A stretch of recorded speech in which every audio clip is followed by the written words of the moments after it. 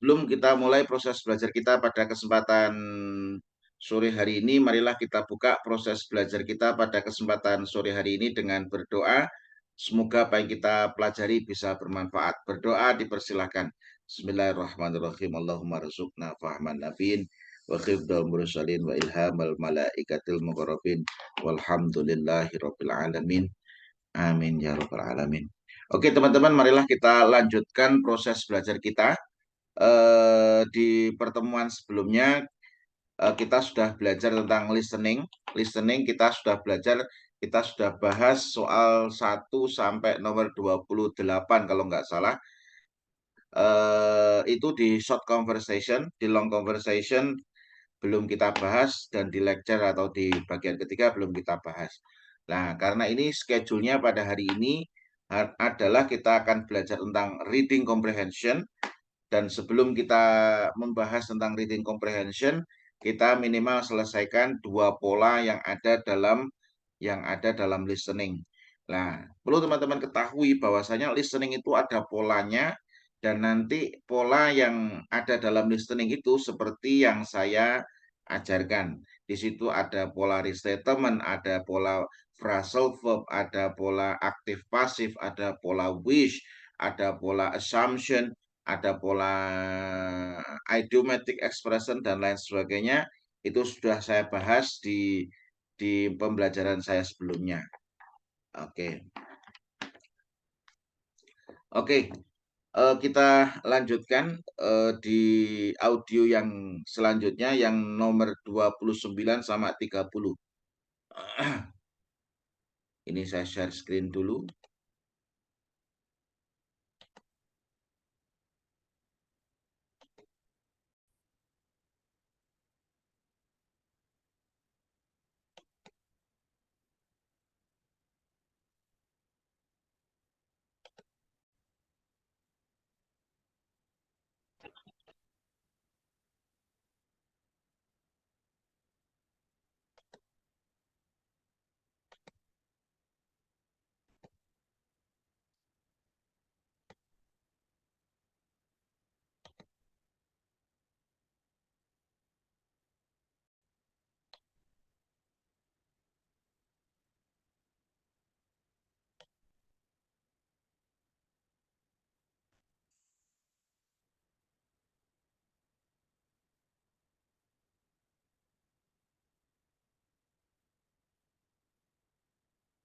Number 29. You didn't have to wait outside. You could have just opened the door and walked right in. So the door was not locked. What had the man assumed? Nah, kira-kira jawaban nomor 29 untuk soal listening short conversation ini apa? Yuk, teman-teman harus coba dulu untuk kerjakan. Setelah itu kita bahas bersama-sama.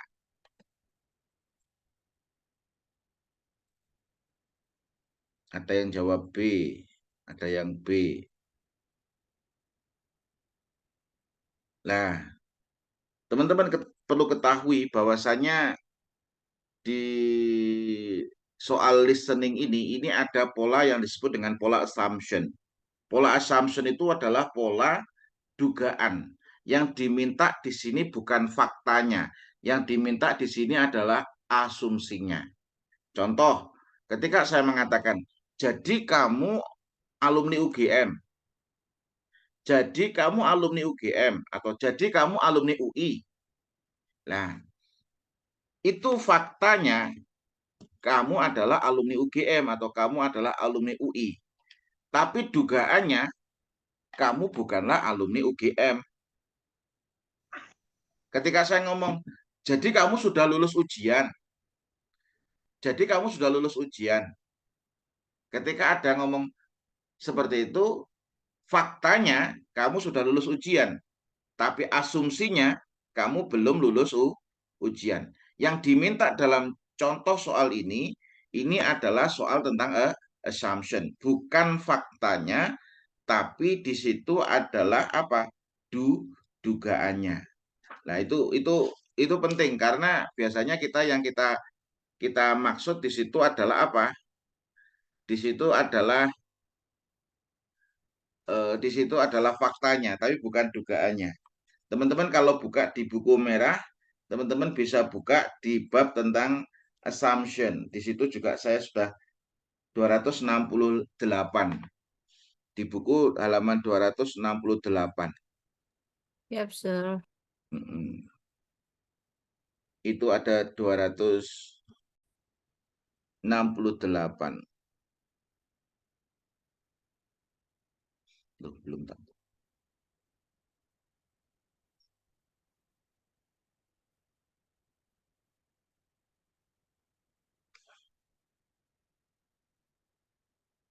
Jadi ada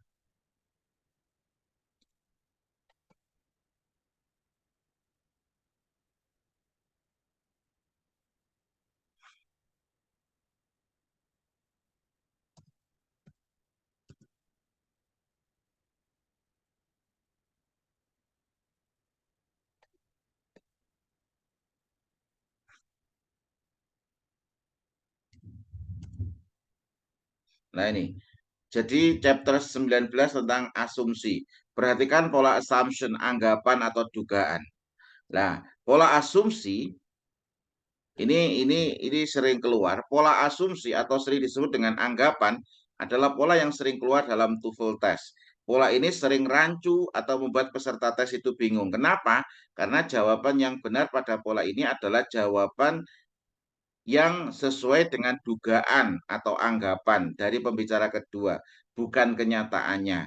Saya akan memberikan contoh dalam bahasa Indonesia. Contoh ketika saya mengatakan, jadi Wahid adalah alumni UGM. Faktanya adalah Wahid alumni UGM. Dugaannya apa? Wahid bukan alumni UGM. Lah, yang diharapkan di sini bukan faktanya, tapi dugaannya. Atau orang ngomong, jadi kamu sudah menikah. Faktanya sudah menikah, tapi dugaannya belum menikah. Nah, yang perlu teman-teman catat di situ, yang perlu teman-teman catat di kertasnya adalah diksi yang sering digunakan untuk pola dugaan. Nah ini, jawaban yang benar adalah jawaban sebaliknya atau dugaannya bukan kenyataannya. Pola assumption atau dugaan biasanya ditandai dengan intonasi. Penandanya adalah intonasi. Jadi kamu sudah lulus. Jadi kamu sudah menikah. Nah, seperti itu. Nah, beberapa kata yang sering digunakan untuk menunjukkan dugaan atau asumsi. Jadi pertanyaannya itu biasanya ada kata assume, duga, expected, harapkan, thought, pikirkan, believe, percaya. Jadi ketika pertanyaannya narator biasanya menggunakan kata assume, expected, thought, believe, itu semuanya adalah contoh pola dugaan. Loh, Sir, kenapa kok saya harus menghafalkan beberapa kata ini? Nah, kalau ada kata assume, expected, thought, believe, ini biasanya yang diminta itu bukan kenyataannya. Yang diminta ini adalah dugaannya. Makanya banyak siswa yang ngomong sama saya, Sir, saya itu yakin benar loh jawabannya, Sir. Tapi nilai saya kok rendah ya, Sir. Kenapa ya, Sir? Nah, salah satunya ini. Mungkin yang kamu pilih adalah kenyataannya, bukan dugaannya. Makanya kamu harus mencatat kata-kata yang sering digunakan untuk menanyakan tentang asumsi atau dugaan. Ada kata assume, expected. Jadi kalau harapkan itu bukan kenyataannya, tapi ya harapannya. Pikirkan atau believe. Nah, itu. Contoh Nah, contoh ini, contoh kalau di buku itu saya tulis percakapan antara laki-laki sama perempuan. Laki-laki mengatakan, sorry, I can let you borrow my notes from yesterday's class because I don't have them. Maaf, saya tidak bisa mengizinkanmu meminjam catatanku kelas kemarin. Kenapa? Karena saya tidak memiliki catatan. Then you weren't in class yesterday. Jadi kamu tidak berada di kelas kemarin. Nah, di sini then You weren't in class yesterday. Jadi kamu tidak berada di kelas kemarin. Asumsinya dia berada di kelas. Dugaannya dia tidak berada di kelas. The man had been in the class. Nah, ini jawabannya yang apa? Pada percakapan ini, narator menanyakan dugaan dari respon speaker kedua. What did the woman believe? Nah, ini kata yang digunakan adalah believe, yakini. Pada strategi ini, Anda harus menangkap pola assumption atau dugaan pada respon speaker kedua. The woman merespon, then you weren't in the class. Jadi kamu tidak berada di kelas. Kenyataannya dia tidak berada di kelas, tapi asumsinya dia berada di kelas. Dia punya catatan. Nah, jadi jawabannya yang A. Then the man had been in the class. Jadi bahwasanya asumsinya apa? Laki-laki itu berada di kelas. Kenyataannya dia tidak berada di kelas, makanya dia tidak memiliki catatan. Nah, jadi jawabannya yang A. That the man didn't have the note. Ini kenyataannya. Bahwasanya laki-laki itu tidak memiliki catatan kenyataannya. That she didn't need the note. Kalau dia tidak butuh, kenapa dia mau pinjam? That the lecture had been cancelled. Ini tidak ada urusan bahwasanya kelasnya itu dibatalkan. Jadi asumsinya adalah dia berada di kelas. Asumsinya. Kenyataannya dia tidak berada di kelas, makanya nggak punya catatan. Nah, di sini ini dia tidak mengatakan assume, tapi dia menggunakan kata believe. What had the woman believe? Apa yang perempuan itu yakini?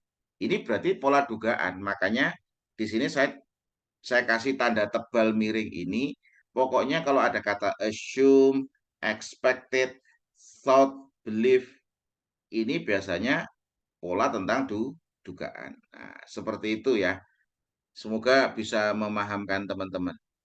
Nah, tadi ada percakapan antara laki-laki sama perempuan. Di situ perempuan mengatakan, you didn't have to wait outside. Kamu tidak harus menunggu di luar.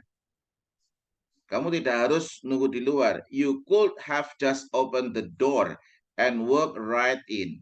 Kamu ya bisa membuka pintu dan masuk. Laki-laki merespon, so the door was not unlocked. Jadi pintunya itu tidak dikunci. Jadi pintunya tidak dikunci. Kenyataannya kenyataannya apa ini? Jadi pintunya tidak dikunci. Asumsinya apa? Oh, jawaban ini kan jadi pintunya tidak dikunci. Dugaannya kuncinya pintunya apa? Jadi pintunya dikunci. Faktanya pintunya tidak dikunci. Dugaannya pintunya tidak dikunci. Sir, berarti kan so the door was the locked berarti kan pintunya tidak dikunci kan? So, Berarti ini dengan intonasi tadi. So, oh the door was not unlocked. Jadi pintunya tidak tidak dikunci. dikunci. Berarti pintunya dikunci tidak? Dugaannya berarti pintu dikunci. Salah ya? Ah, gimana? Ayo, apa jawab? Yuk, jawabannya apa dulu? Jawabannya B. Semuanya B ya.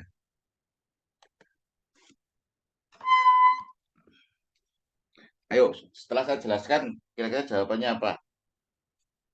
So the door was not unlocked. Jadi pintunya tidak dikunci. Berarti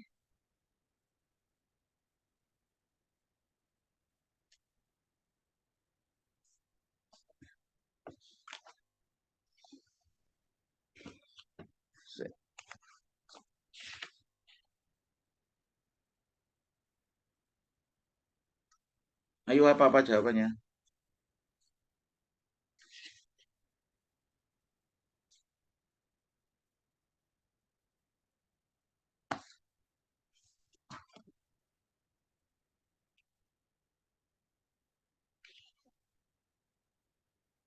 Jadi kamu mahasiswa UGM. Tadi saya menjelaskan, jadi kamu mahasiswa UGM. Kenyataannya kamu mahasiswa UGM, tapi dugaannya kamu bukanlah mahasiswa UGM. Jadi pintunya tidak dikunci.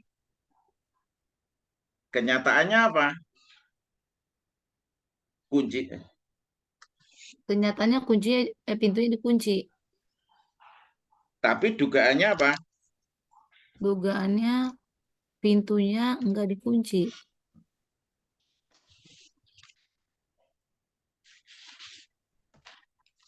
Dugaannya pintunya nggak dikunci. Tapi di situ di yang kata men itu kan ada tanda seru ya, Sir. Ya, seperti yang tadi Sir bilang, itu terkait intonasi seperti itu. Kalau jawaban B jelas salah tuh itu. Jadi yang A gitu, Sir. Kan pintunya tidak dikunci. Berarti dugaannya pintunya dikunci. Asumsinya pintunya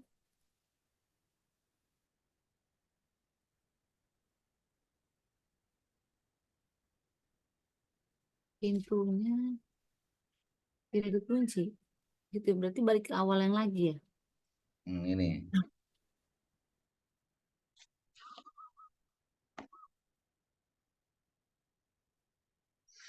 Ini ngomong. So the door was not unlocked. Jadi, ini kan artinya. Jadi, pintunya tidak dikunci. Jadi, kenyataannya pintunya tidak dikunci. Berarti, dugaannya apa? Pintunya dikunci. Ini kan. Jadi pintunya tidak dikunci. Kenyataannya apa? Pintunya tidak dikunci. Asumsinya adalah pintunya dikunci. Ini asumsinya. Pintunya dikunci. Asumsinya pintunya dikunci. Kalau the door was unlocked. Pintunya tidak dikunci. Ini berarti salah. It was better to wait outside. Ini juga salah. Berarti jawabannya yang mana? Berarti asumsinya pintunya asumsinya pintu dikunci. Berarti he could not open the door. Nah, ini tekniknya. Ini tekniknya teknik yang saya sebut dengan teknik dua langkah. Teknik dua langkah. Jadi jadi pintunya tidak dikunci. Ini kan di satu. Asumsinya berarti pintunya dikunci toh. Nah, ternyata di sini tidak ada yang menyatakan bahwasanya pintunya dikunci. Kalau yang jawaban yang A, ini A-nya dibuang, ini bisa jadi benar. The door was locked. Pintunya dikunci. Bisa jadi benar. Tapi kalau unlock berarti tidak dikunci. Ini berarti kenyataannya ini. Nah, kalau yang it was better to wait outside, ini salah. Kenapa? Karena dia pengen masuk, tapi dia tidak, asumsinya dia tidak bisa masuk karena pintunya asumsinya pintunya dikunci. Tapi kenyataannya tidak. Nah, jawabannya benar, ini berarti asumsinya pintunya dikunci. Berarti inilah tahap yang ketiga. Karena asumsinya pintunya dikunci, maka dia tidak bisa membuka pintu. Jawabannya yang C. Paham maksudnya? Ini kalau seandainya yang jawaban yang A ini, an-nya ini dibuang, bisa jadi yang A ini benar. Yang benar A sama C. Tapi karena di sini ada an-nya, berarti pintunya tidak dikunci.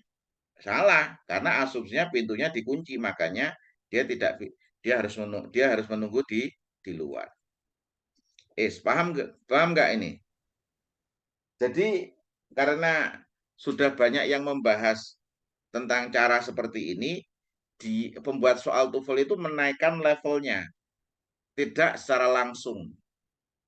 Seperti yang saya katakan tadi, kalau di percakapan sehari-hari, jadi kamu sudah menikah. Asumsinya kamu belum menikah. Nah, kenyataannya kamu sudah menikah.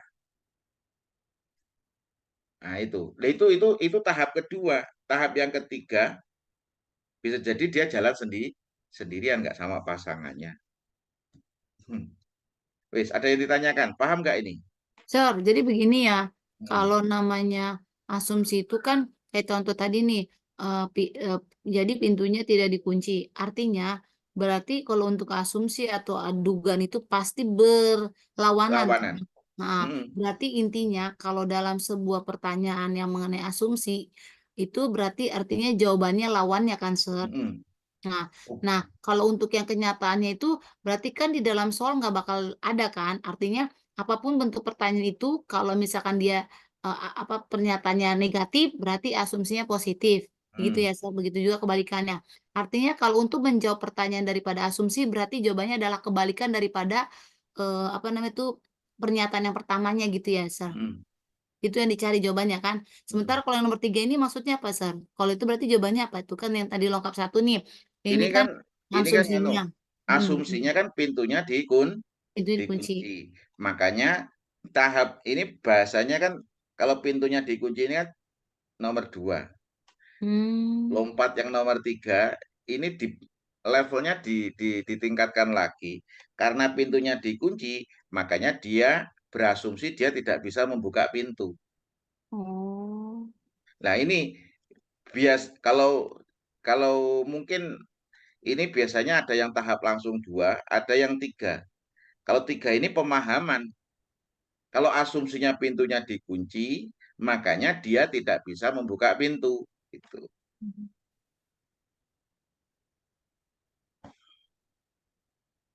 Sir, berarti kalau setiap kata asumsi itu berarti di belakang kata what had the man asumsi atau what had the thought atau what had the expected yang tadi dihafalkan tadi ya.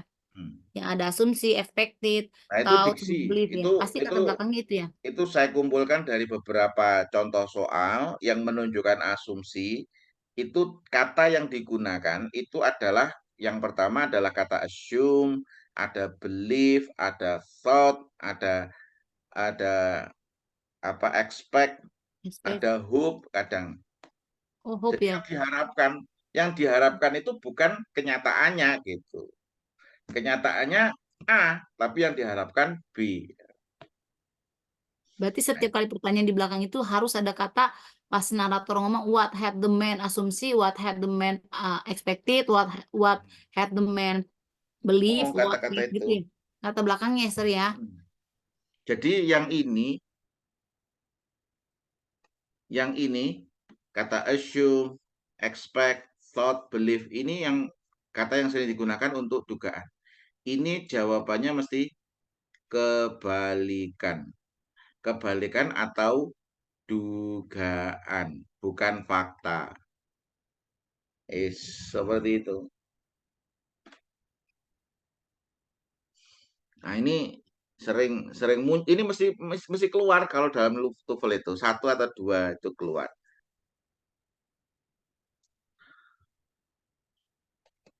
Jadi makanya di buku merah ini saya ngumpulkan contoh-contoh soal toh. Jadi di buku yang merah ini saya ngumpulkan beberapa contoh-contoh soal. Oh, contoh soal asumsi itu seperti ini. Nah, kalau contoh soal asumsi itu seperti ini, cara menjawabnya seperti ini. Nah, itu. Makanya sebelum tes betulan, buku yang merah ini listening harus benar-benar ngontrok, sudah hatam ini. Sudah menguasai betul. Karena ada yang teknik semi negatif atau depresiatif, pola wish, negatif ganda, persetujuan positif, negatif komparatif, phrasal verb, itu semuanya sudah mesti ada itu. Mesti ada dalam listening, mesti ada, tapi cuma nanti kalimatnya berbeda. Kalimatnya berbeda, contohnya berbeda, tapi polanya sama ya. Jadi yang saya ingin sampaikan kepada teman-teman adalah jangan berharap soal TOEFL itu sama. Kalau soal TOEFL sama, berarti pembuat soal itu malas membuat soal. Makanya di TOEFL itu biasanya satu soal itu digunakan untuk 1 atau 2 bulan gitu. Kemudian bulan ke depan sudah ganti lagi soalnya. Sudah ganti lagi, sudah ganti lagi, sudah ganti lagi. Nah, yang perlu dipelajari adalah polanya. Karena apa? Polanya sama, tapi contohnya berbeda. Itu yang sangat penting. Makanya di belajar TOEFL ini, saya akan membahas soal yang berbeda di setiap batch-nya. Ini di batch 2 soalnya berbeda. Nanti di batch 3 soalnya akan berbeda lagi, tapi polanya sama. Polanya sama. Makanya dengan mengikuti batch 1, batch 2, batch 3 itu tujuannya adalah teman-teman kaya dengan soal. Dan alhamdulillah kemarin yang ikut saya bahas sampai 5 macam soal sudah berangkat ke Taiwan. Belajar langsung di Klaten, saya bahas 5 soal TOEFL selama 5 hari, itu sudah berangkat ke Taiwan, dapat beasiswa double degree. Soalnya dia ngomong juga polanya sama sir, tapi cuma soalnya terus akan berubah karena dia akan update terus soalnya. Oke, kita lanjutkan untuk soal nomor 30.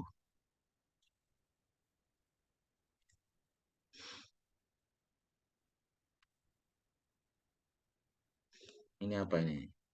Ada yang tanya apa? Izin. Oke. Ada yang keluar mau buka. 4:30 sudah buka ya di Kendari ya.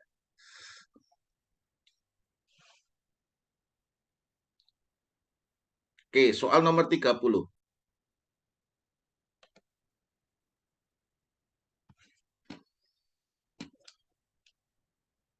Number 30. My guess is that you're leaving the office right now and heading straight home. You've hit the nail on the head. What does the woman say about the man? Nah.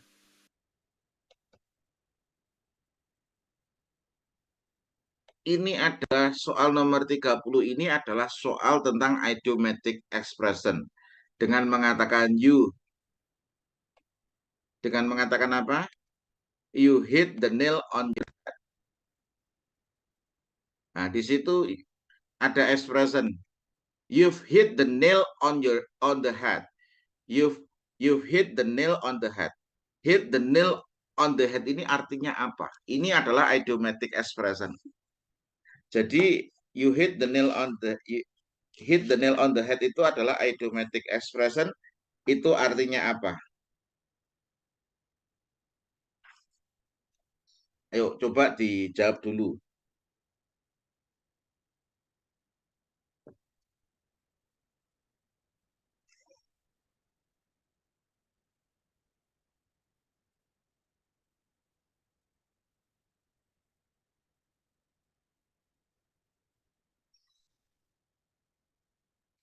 Oke, di situ dibuka di halaman 252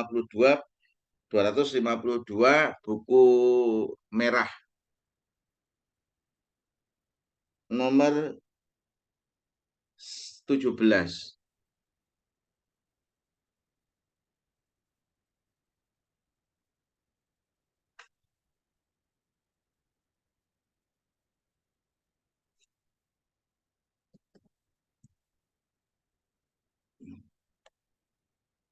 Nah, jadi di situ ada ekspresi you hit the nail on your head. You hit the nail on your head ini. Hit.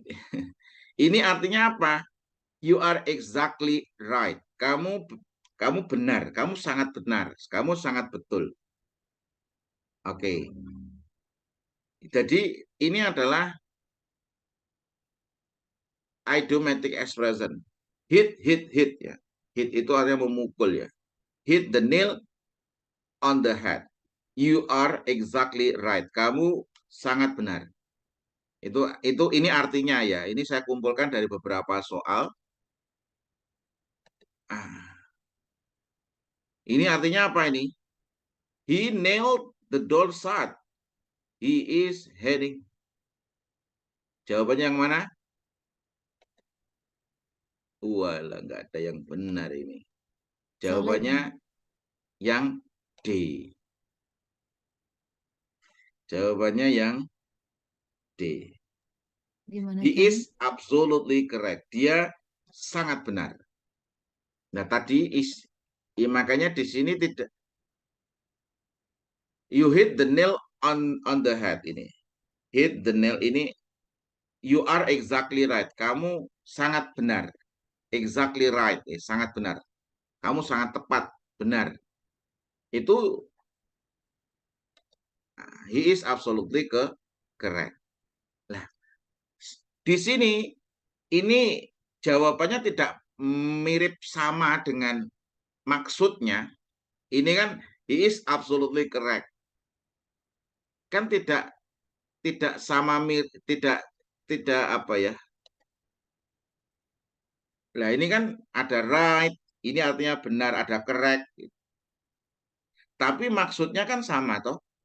Dengan ekspresi you hit the nail on the head. Ini berarti sama dengan you are exactly right. You are completely correct. Ini bisa. Artinya ini sama. Jadi ini harus dihafalkan juga sedikit demi sedikit untuk idiomatic expression ini. Saya kumpulkan dari beberapa soal yang ada dalam TOEFL yang sering keluar, ada 62. Nah, we will cross that bridge when we come to it. Ini artinya apa? Maksudnya he can decide later. Nanti di atas ada. Oke. Ini maksudnya apa sih, Sir? Maksudnya persamaan atau apa ya? Itu adalah idiomatic expression. Jadi kalau setiap bahasa kan ada bahasa idiom. Bahasa idiom. Nah, bahasa idiom itu dalam bahasa Indonesia juga ada. Makanya kita harus mengerti, harus belajar bahasa idiom, bahasa Inggris. Kenapa? Karena kadang orang ngomong dalam bahasa Inggris itu tidak letterlek seperti yang ada dalam kamus A, B, C. She writes letter, gak gitu saja. Tapi mereka menggunakan bahasa idiom seperti itu. Jadi seperti ini kumpulan bahasa idiom ya. Take her shift, work in her place. Ini contoh ini. Ini yang sebelah kanan ini adalah artinya. Nah, ada ekspresi you can say that again. Artinya I agree with you. Makanya kemarin ada ekspresi agreement. Ada it's a piece of cake. Biasanya kalau ngomong it's a piece of cake gini, it's a piece of cake. How is your job?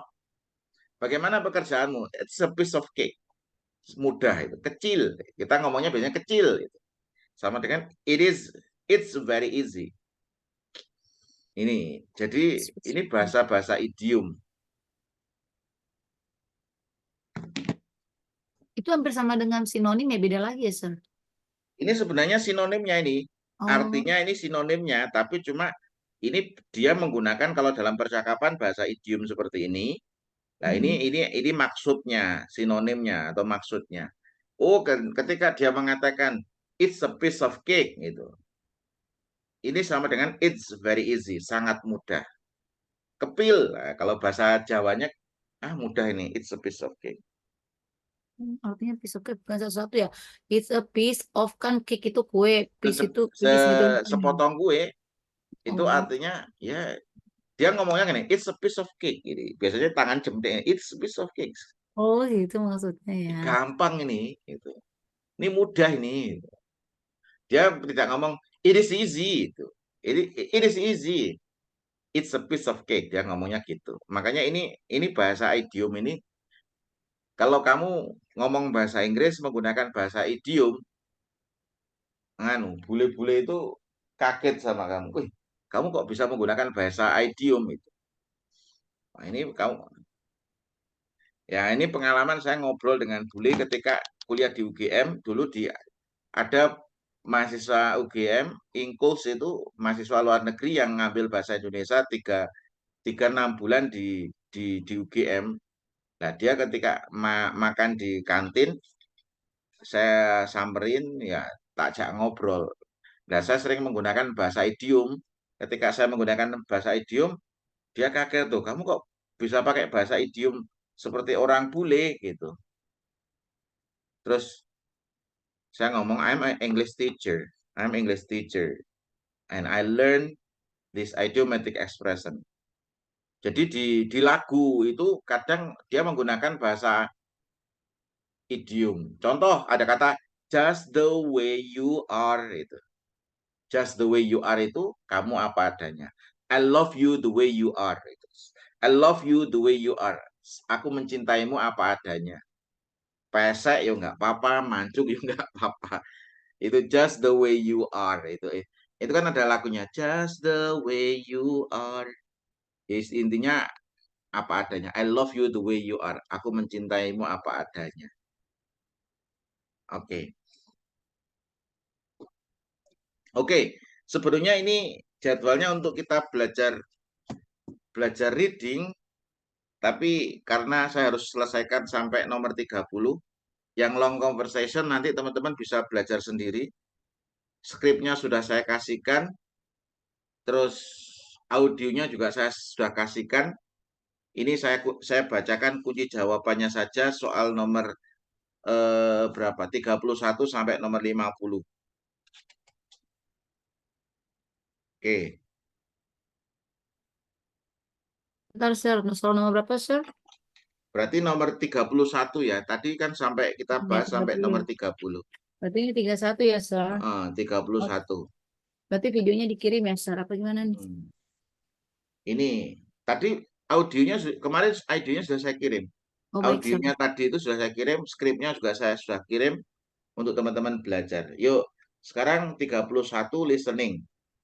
Nomor 31 A, 32 C, 33 D, 34 C, 35 B, 36 B, 37 A, 38 D, 39 C, 40 D, 41 C, 42 A, 43 C, 44 B, 45 A, 46 D, 47 A, 48 C, 49 D, terakhir nomor 50 C. Nanti teman-teman bisa dengarkan audionya sambil latihan dikerjakan untuk yang bagian listening, yang bagian 4B sama 4C. Kemudian nanti dicocokkan, pekerjaannya dicocokkan sama skripnya. 4B sama 4C itu, kalau 4E itu yang 30 soal itu percakapannya pendek, kalau bisa itu benar. Kenapa? Karena meski itu nggak perlu teman-teman menghafalkan percakapan yang panjang. Cuma teman-teman harus benar-benar menangkap informasi atau maksud dari respon speaker keduanya. Dengan merespon seperti ini, kira-kira maksudnya apa? Oke. Kita lanjutkan ke materi yang ke reading ya.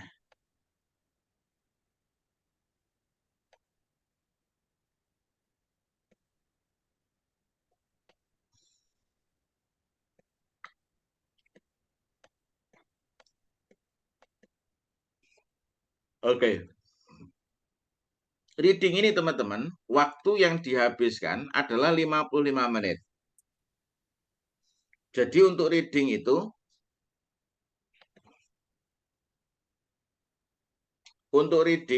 di bagian ketiga, itu waktu yang dihabiskan adalah 55 menit. Jadi waktu yang dihabiskan adalah 55 menit.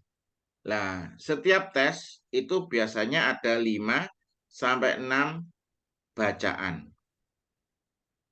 Jadi setiap tes itu ada 5 atau 6 bacaan. Di mana satu bacaan itu, one passage itu nanti ada rata-rata 1 sampai 10 atau 9 soal. Kalau 9 berarti ada yang 11. 1 sampai 10, 1 sampai 10, 1 sampai 10. Nah, seperti itu. Makanya nanti ada teknik bagaimana teman-teman untuk menjawab soal reading. Contoh di sini. Ini ada bacaan ini. John James Audubon. Ini John James Audubon. Ini ada 1, 2, 3 paragraf. Ini ada 3 paragraf. Ada berapa? 15, 16 baris. Nah, nanti di sini untuk pertanyaan 1 sampai 9. Ini adalah bacaan 1. Ini bacaan 1 ya. Kemudian kemudian di bacaan kedua ini bacaan kedua. Bacaan kedua soal nomor 10 sampai soal 19.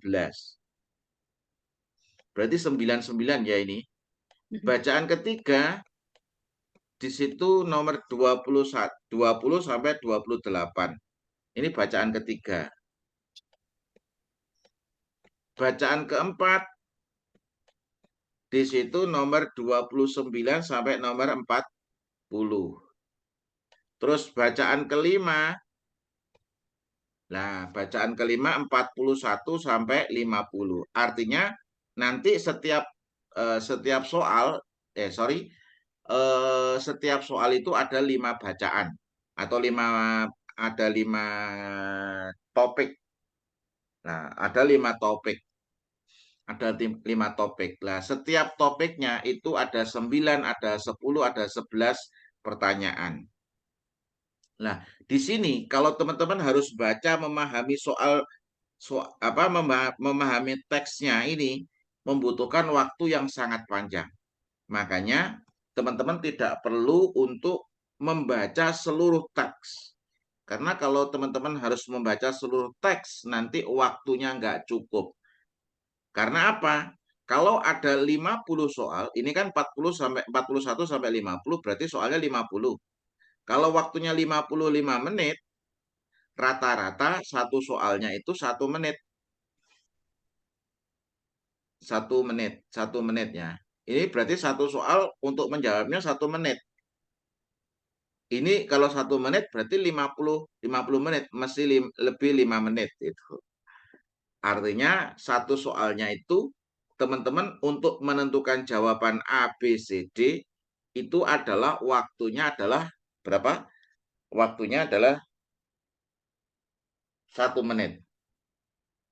Makanya teman-teman harus dengan cepat menentukan jawabannya apakah A, B, C, atau D. Nah, itu. Jadi setiap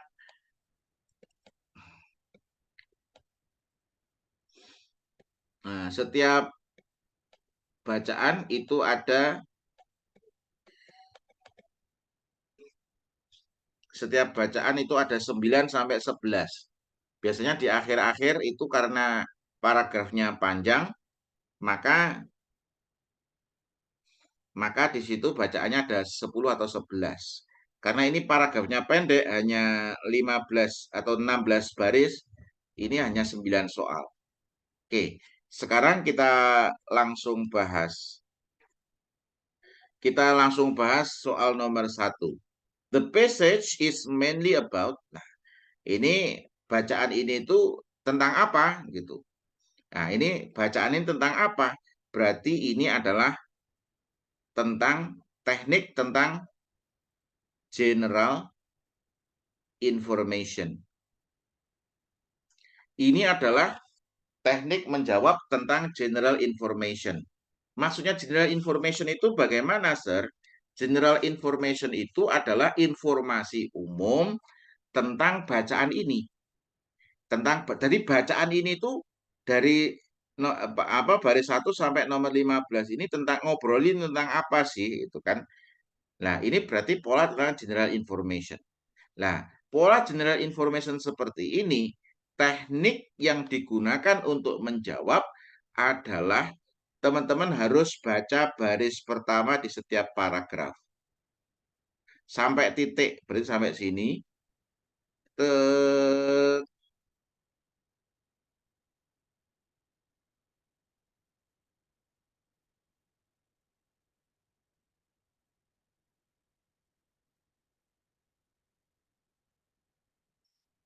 Pokoknya sampai sini.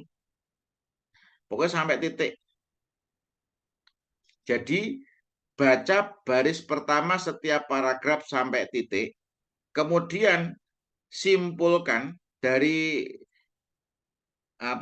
kalimat pertama di setiap paragraf itu, simpulkan kira-kira nanti ini tentang apa. Oke, silakan dijawab dulu sebelum saya bahas.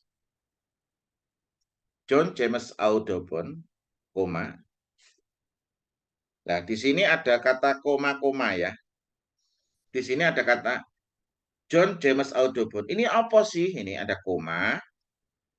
Di sini ada koma. 19th century artist and naturalist. Nah, jadi ini adalah apa?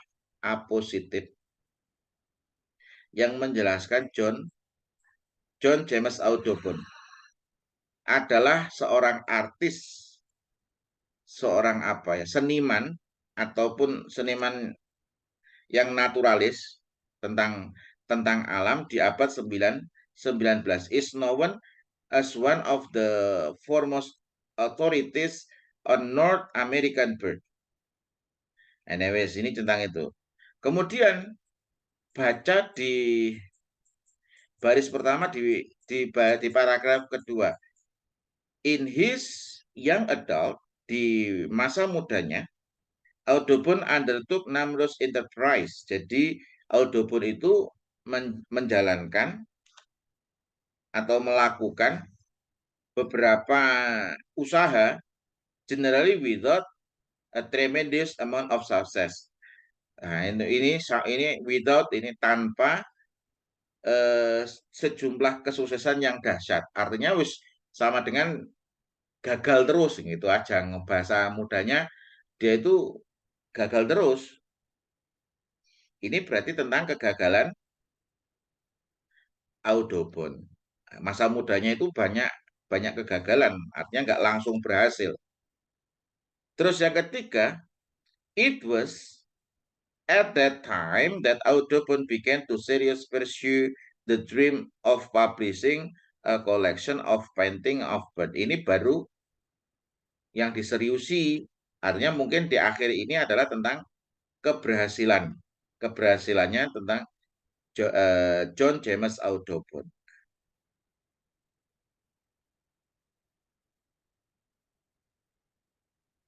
Dari jawaban A, B, C, D ini, kira-kira yang menggambarkan itu bagaimana? Yuk, dijawab dulu.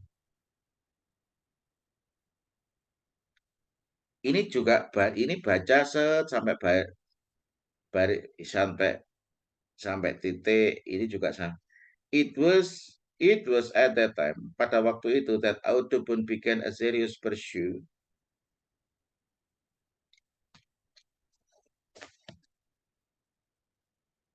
B ya, Sir. Yes. Ini berarti perjalanan hidup Audubon. Oke, Ini kan yes. perjalanan hidup Audubon. Baik itu keberhasilannya maupun kegagalannya. Nah, teknik jawabnya paham ya? Itu teknik jawabnya gitu. Jadi ini sebenarnya ini mainly about ini. The passage mainly about ini tentang general information.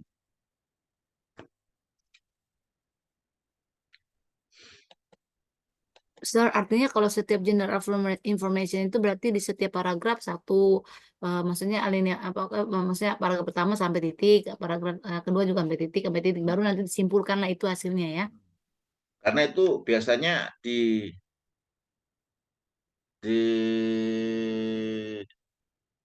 dalam paragraf itu biasanya kan deduktif. Kalimatnya kan deduktif di awal toh. Jadi contoh Indonesia adalah negara yang maju. Nanti kalimat setelahnya itu kan premisnya itu. Kalimat setelahnya itu nanti akan mengatakan alasan kenapa kita mengatakan bahwasanya Indonesia itu negara maju. Nah, nanti itu berarti di paragraf itu topik santennya itu berada di baris pertama. Makanya istilahnya deduktif.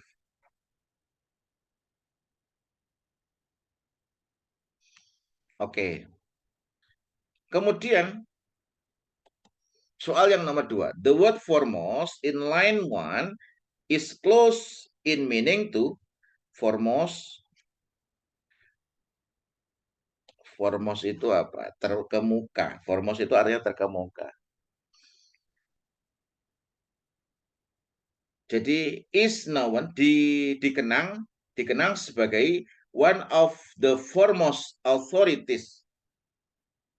Jadi yang dikenang jadi John James Audubon itu ini A positif menjelaskan John James Audubon itu dikenang sebagai salah satu dari apa? Authorities itu. Authorities itu ya Ya, Sir. kuasa. Kekuasaan ya, otoritas. Otoritas artinya yang memiliki dia yang menggambar burung North American bird itu ya. Jadi burung Amerika Utara yang punya kuasa. Ini foremost itu artinya terkemuka.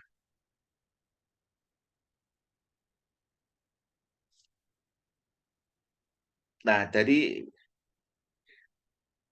the most authorities. Jadi yang punya kuasa yang terkemuka yang istilahnya menggambar burung Amerika Utara. Dari ini kira-kira jawabannya apa?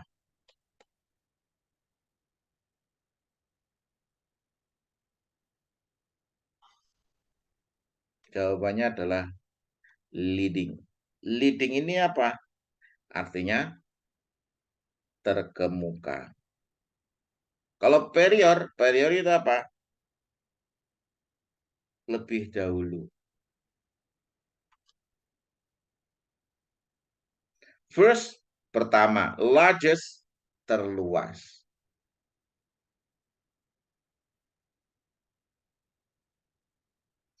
Nah, ini berarti ada kata closest meaning. Ini adalah pola tentang apa? Vocabulary. Ini pola vocabulary. Jadi sinonim close meaning to itu sinonim vocabulary. Pertanyaan tentang vocabulary.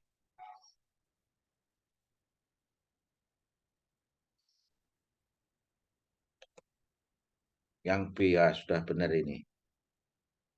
Kemudian soal yang nomor 3. In the second paragraph, the author mainly discuss. Nah ini kalau yang ini semua paragraf. Ini kan semua paragraf pertama, paragraf kedua, paragraf ketiga disimpulkan. Nah, yang soal nomor 3 ini hanya kesimpulan di paragraf kedua. Nah, ini di paragraf kedua ini kan berarti masa mudanya Audubon toh. Audubon mengalami numerous enterprise. Berarti menjalankan atau melakukan beberapa usaha extraordinary without a tremendous amount of success ini. Tanpa ada kesuksesan. Pokoknya gagal terus. Jadi Audubon itu masa mudanya nggak langsung berhasil, dia gagal terus. Ini dia menggunakan kata ini menariknya menggunakan kata ini without a tremendous amount of success. Ini artinya sama dengan ini kalimat panjang ini kalau disimpulkan adalah fail, gagal. Dia menggunakan tanpa ada sejumlah keberhasilan yang besar. Tremendous itu kan dahsyat atau besar. Sama dengan gagal gitu aja kan beres kalimat.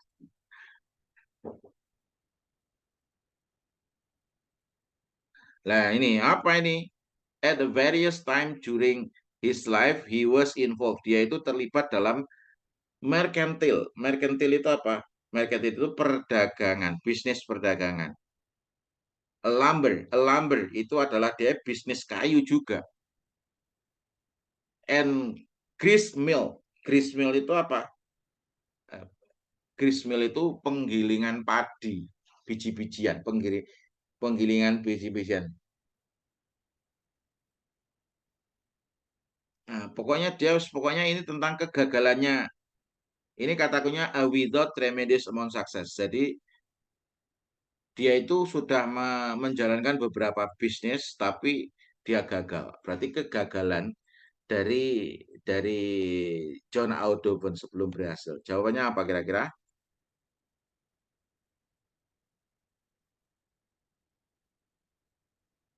Yang D ya, Sir. Ya. Betul ya? Mm-mm. Yes. Audubon unsuccessful business practice. Jadi kegagalan nih semua sama dengan kegagalan.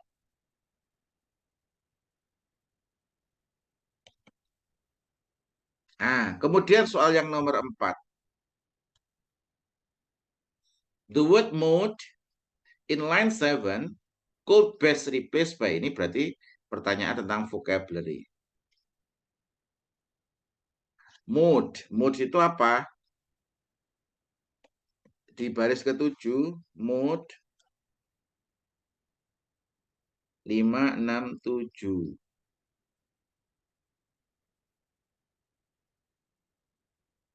Nah, a school.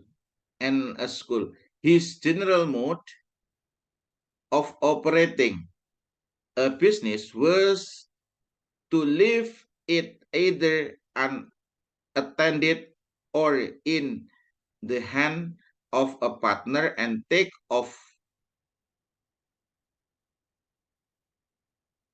Apa ini?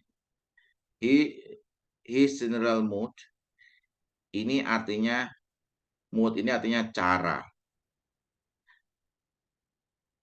Jadi cara melaksanakan bisnis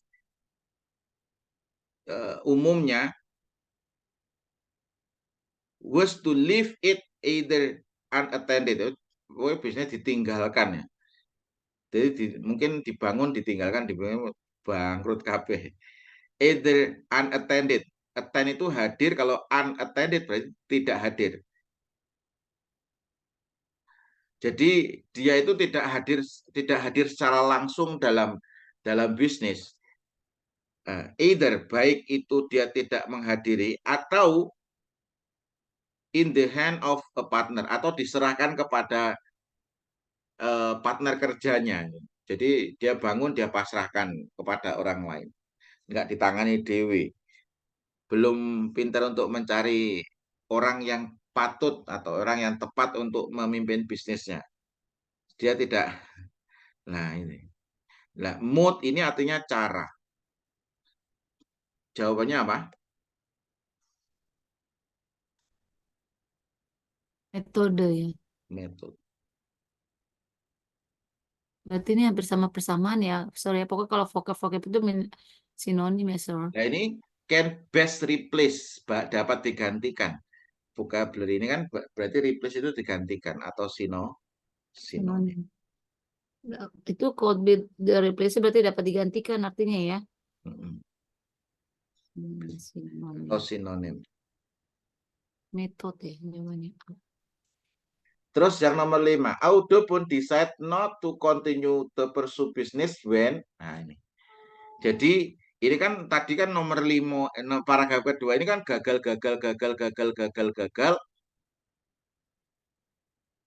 Nah, di sini nomor 5 ini Audo pun itu memutuskan untuk tidak melanjutkan apa? Pursue the business, melanjutkan untuk apa itu? Mengejar atau melaksanakan bisnis ketika apa? Ini kan DE ini kan tentang bisnisnya DE toh, set through the world pain and natural. His business career came to the end. Jadi karir bisnisnya itu berakhir pada tahun ini when he was jailed. Ketika dia itu di penjara, itu jail itu di penjara. For debt and forced to file for bankruptcy. Jadi ketika dia itu di penjara, kenapa? Karena punya utang, utangnya akeh. Bisnis dari hutang itu. Dia di penjara karena for debt karena hutang, untuk hutang, dan forced to file, dan dipaksa untuk apa? Pokoknya bangkrut, sudah bangkrut kamu, nggak usah. Kira-kira apa ini?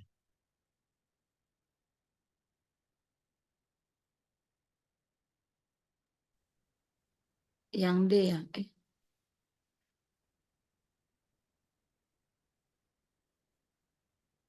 Ini kenapa ditutup? Ini loh jawabannya ini. Ada di baris terakhir. Bahwasanya dia itu di penjara. Kenapa? Karena dia punya utang dan dipaksa untuk pokoknya bangkrut lah. File for bankruptcy, bangkrut.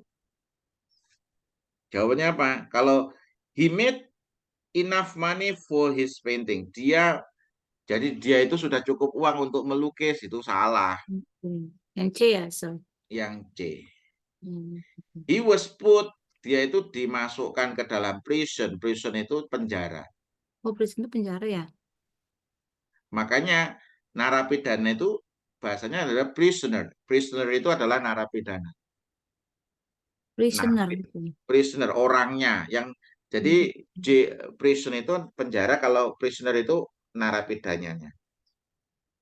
Tulisannya gimana kalau orangnya prisoner ya? Uh-uh. Kalau orangnya prisoner.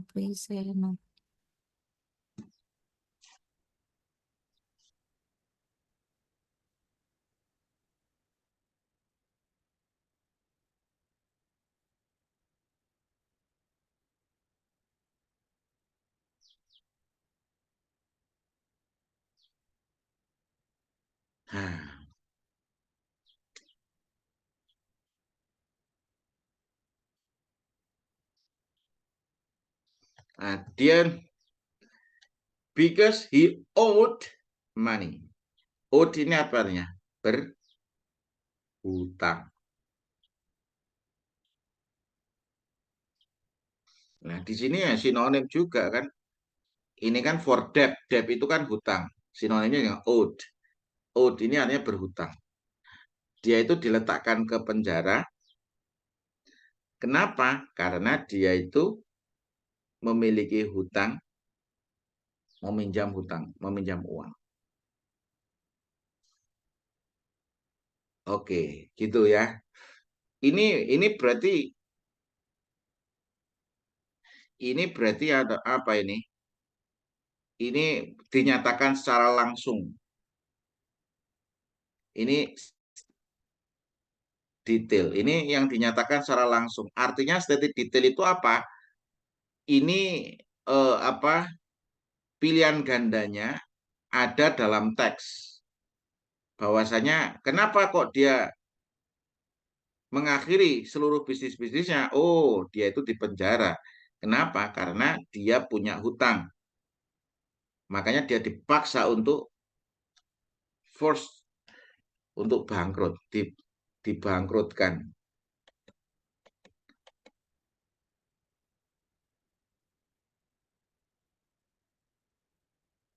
Oke, soal nomor 6. The word pursue in line 11 is close meaning to. Nah, ini vocabulary.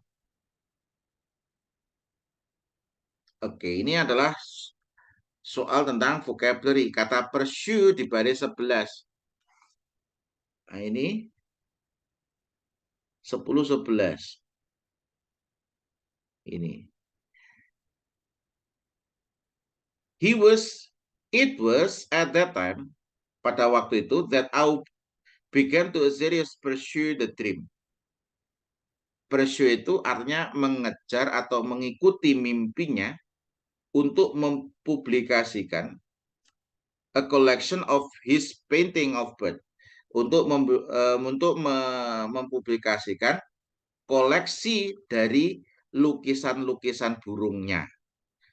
Lukisan-lukisan burung. Berarti pursue itu artinya follow atau apa ya, mengejar atau mengikuti mimpinya. Serious pursue the dream. Ini artinya follow the dream. Mengikuti impiannya. Untuk apa? Publish a collection of his painting. Jadi mempublikasikan lukisan, koleksi lukisan-lukisan burungnya for the next 6 year, for the next 6 year, untuk 6 tahun kemudian. He painted birds in their natural habitats. Nah, ini bla bla bla. Wes, ini intinya pokoknya pursue ini artinya pursue the dream itu artinya follow atau reach the dream. Nah, itu. Follow the passion, nah. Follow the passion. Artinya apa tadi? Ini artinya Follow follow, the passion. mengikuti atau mengejar mimpi ya. Pursue itu pursue the dream, pursue the dream. Ini artinya bisa mengejar atau mengikuti dari impiannya.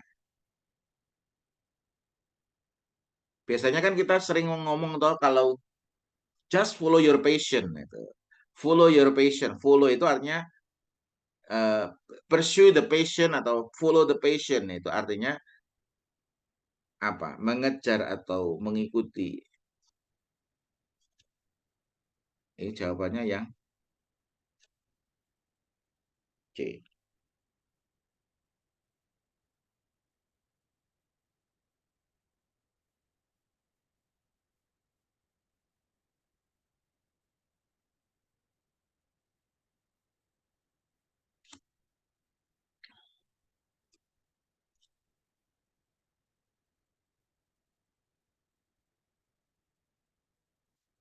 Oke, kalau imagine membayangkan share berbagi, deny itu apa? Menolak, menyangkal atau mengingkari. Kalau pursue the dream, masa mengingkari itu? Berarti ya pursue itu ya mewujudkan atau mengejar atau mengikuti impian. Follow.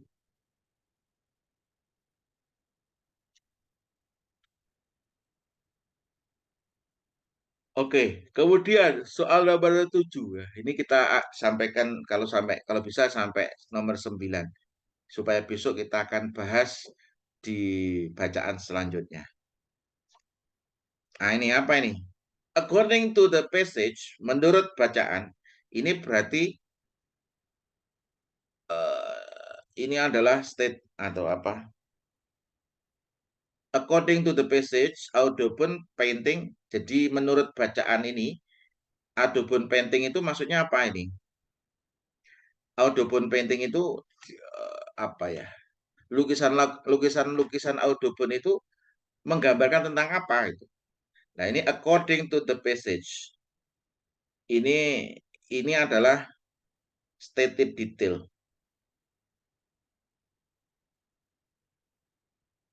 Dinyatakan. Jadi mana ya? According to the passage ada.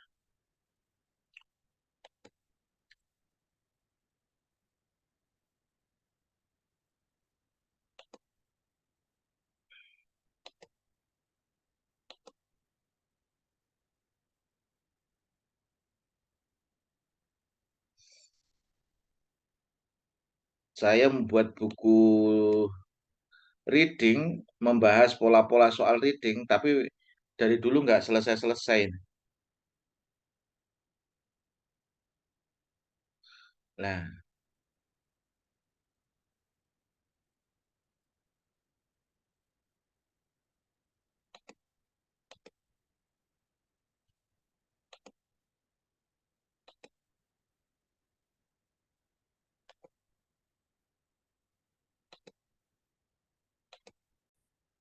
ini materinya tentang main idea organization.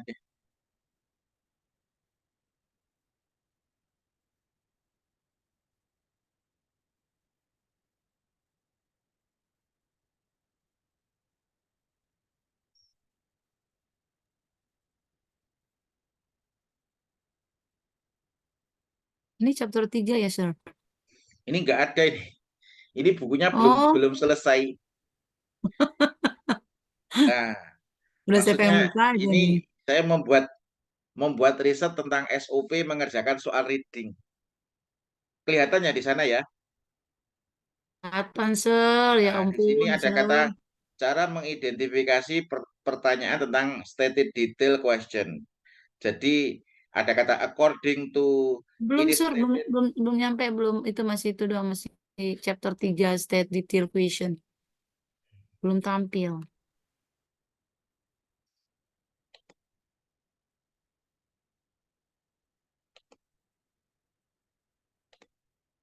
Nah ini sudah keluar ya. Ini di bab 3 itu saya di buku yang saya mau buat tapi menurut sudah lama nggak selesai-selesai. Itu saya mengidentifikasi tentang menjawab pertanyaan tentang stated detail question. Ini bagaimana? Nah ini pertanyaan terperinci ini. Seperti according to the passage, it is stated in the passage indicate that which is the following is true. The passage covered how many mention indicate lah ini. Ini jenis-jenis pertanyaan untuk menjawab tentang stated detail. Kemudian di situ kosakata yang sering digunakan tips untuk menjawabnya bagaimana. Nah ini tips untuk menjawabnya bagaimana. Pilih kata kunci pada pertanyaan, skim pada bagian yang tepat. Ini cara menjawabnya dan harus dipraktekkan dalam teks itu bagaimana. Oh ini maksudnya tentang apa? Stated detail. Ini Belum jadi tampil, Sir. apa? Layarnya belum tampil yang dibacain ini. Baru mukanya Sir doang. Nah,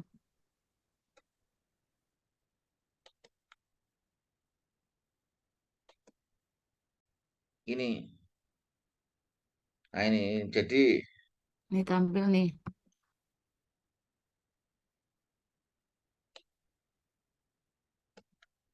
lah ini. Cara mengidentifikasi pertanyaan stated detail. Ada kata according, ada stated, ada indicate, ada true, ada cover, mention, indicate. Ini pertanyaan tentang stated detail. Nah, kemudian cara menjawabnya bagaimana? Nah, ini di mana cara mencari jawaban? Di mana mencari jawaban stated detail itu? Ini. Terus tip menjawabnya bagaimana? Seperti ini. Ini masih dirumuskan. Dari dulu nggak selesai-selesai. Buat buku itu lama banget. Wes langsung ke soal aja. Itu. Jadi ini tadi adalah contoh soal stated detail. Nah, according to the basis Audubon painting, ini apa ini? Nah, ini kata kuncinya di mana Audubon painting itu? Berarti ini kan berarti ada di paragraf ketiga. Nah, jadi kenapa? Karena paragraf kedua kan tentang kegagalan-kegagalan Audubon. Nah, ini it was collection of his painting is bird. Next 6 years spending bird in the natural habitat. Berarti habitat alam burung and while his wife work as a teacher to support his family. Jadi dia itu sebagai pelukis, dia itu pelukis burung yang berada di habitat alam, atau berarti yang jadi maksudnya di luar itu, entah di hutan atau di apa, while his wife, sedangkan istrinya itu work as a teacher, istrinya itu bekerja sebagai seorang guru, to support the family. Untuk support itu apa? Memenuhi kebutuhan keluarganya. Jadi dia melukis burung yang berada di alam.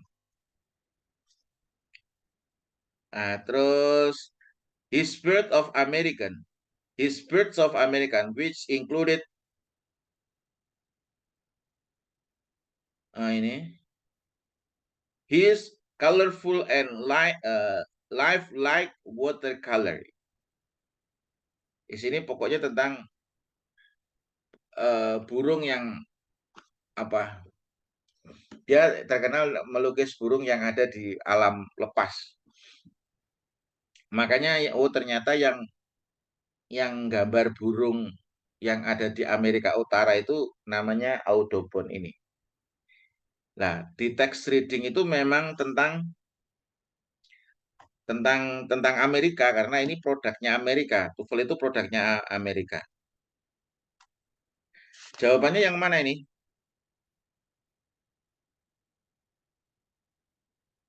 Jawabannya yang A.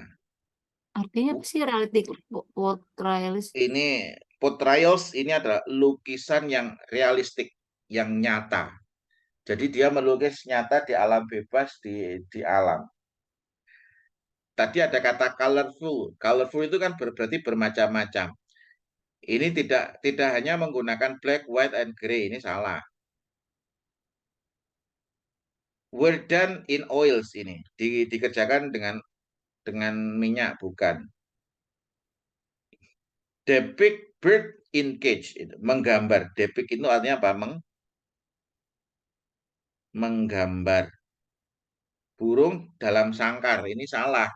Karena dia melukis burung yang ada di luar, di alam lepas.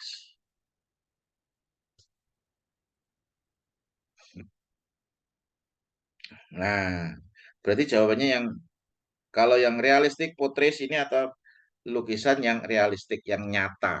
Artinya burungnya itu enggak di alam bebas, di alam nyata. Jawabannya yang A. 8. The word support in line 13. Lah, tadi ada kata support. Jadi Audubon itu dia sebagai pelukis. Lah, ini kan jadi Audubon dia itu sebagai pelukis di habitat yang alam natural di alam, sedangkan istrinya bekerja sebagai seorang teacher to support untuk apa? Memenuhi keluarganya. Support ini artinya mendukung atau memenuhi kebutuhan keluarganya. Kalau mengandalkan melukis tok, kalau nggak lakukan ya nggak dapat duit. Nah, yang mencukupi kebutuhan hidup dari keluarganya adalah istrinya yang bekerja sebagai seorang guru untuk memenuhi atau memenuhi kebutuhan keluarganya. Masih merintis ini Audubon. Berarti apa? Provide for. Provide for itu apa? Menyediakan kebutuhan.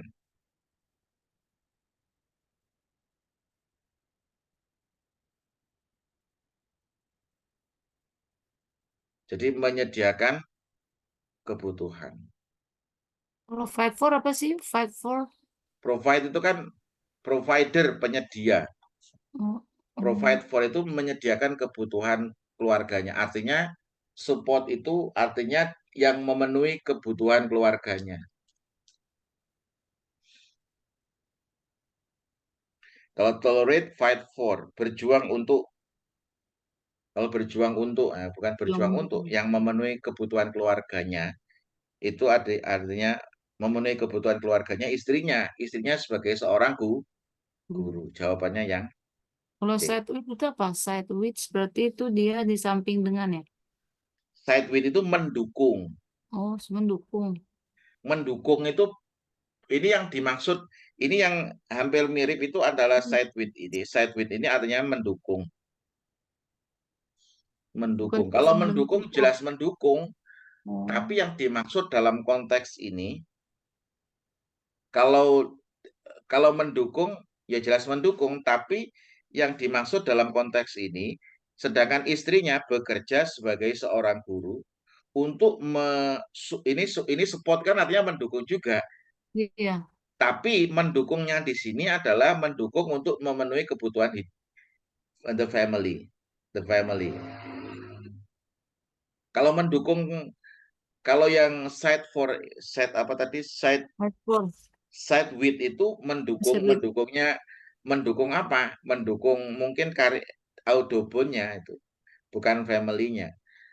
Support ini yang dimaksud adalah menyediakan atau memenuhi kebutuhan keluarganya. Oh, itu Makanya artinya dia bekerja sebagai seorang guru. Yuk, terakhir soal nomor 9. It can be inferred. Nah, invert ini inferensi ini. Ini bisa disimpulkan from the basis that 1839 Audubon. Nah, ini dilihat. Nah, ini berarti American edition. Ini gini, after the success in England edition, setelah dia berhasil di edisi di Inggris, American edition and his work were published in. Nah, ini berarti di tahun 1839 his fame keluarganya. Fame itu apa? Fame itu popularitasnya. Apa yang itu popularitas ya? Popularitasnya. And fortune. Fortune itu apa? Beruntungan ya? Keberuntungan. Were answered. Apa? Answered itu apa? Terakhir. Terjamin. Oh, terjamin. Jadi pada tahun ini berarti dia sudah mengalami puncak kejayaan. Ini yang paragraf kedua itu dia gagal, paragraf ketiga itu dia masih berhasil mencoba untuk melukis burung. Dia spesialis melukis burung yang lepas di alam. Sambil istrinya mencukupi kebutuhan hidupnya sebagai seorang guru. Lah di akhir-akhir itu dia sudah berhasil. Ini pada tahun 1839 ini adalah dia mulai terkenal dan beruntung, maka kehidupannya mulai terjamin. Artinya di tahun ini dia sudah mulai berhasil, sukses. Sudah mulai kaya. Dengan apa? Kalau Yang jawaban B, yang A, unsuccessfully tried ini kegagalannya mencoba mengembangkan bisnis salah. Continue to be supported by his wife. yang Ini B, maksudnya ini pokoknya support didukung dari terus istri. sama istrinya salah. Travel to Europe ini salah. Become wealthy jawabannya. Menjadi dia sudah kehidupannya sudah terjamin, sudah layak. Wealth itu layak ya, Sir? Wealth itu layak ya? Wealth itu kaya. Oh, Artinya dia sudah terjamin, sudah kaya. Wealthy berarti become wealthy, menjadi kaya. Makanya ada bukunya Bung Chandra kan Unlimited Wealth. Kekayaan yang tak terbatas. Bukunya Bung Sir, yang Chandra. tadi aku mau ya yang tadi apa yang itu apa? Tadi yang itu yang tunjukin tadi tuh apa yang bab 3 tadi. Itu Tolong kirimin aja ya, Sir, nggak apa-apa di itu. Itu bukunya belum selesai. Kalau sudah selesai saja. Oke, mungkin cukup sekian untuk pertemuan kali ini. Kita lanjutkan di pertemuan terakhir besok di hari Kamis. Sebenarnya hari ini rencananya mau mulai untuk di batch ketiga, tapi cuma karena kemarin belum selesai karena kebetulan ibu saya sakit. Kemarin nggak masuk itu karena satu, ibu saya pas di rumah sakit. Yang kedua pas pas sakitnya kumat itu. Saya harus nunggu nih. Semangat, Sir, demi orang tua. Oke, kita lanjutkan besok hari Kamis untuk pertemuan terakhir. Jadi ini saya bahas satu contoh soal reading. Jadi soal reading seperti ini, cara menjawabnya seperti ini. Nah, nanti kita akan membahas soal reading yang lainnya. Caranya menjawab juga sama, tekniknya juga sama.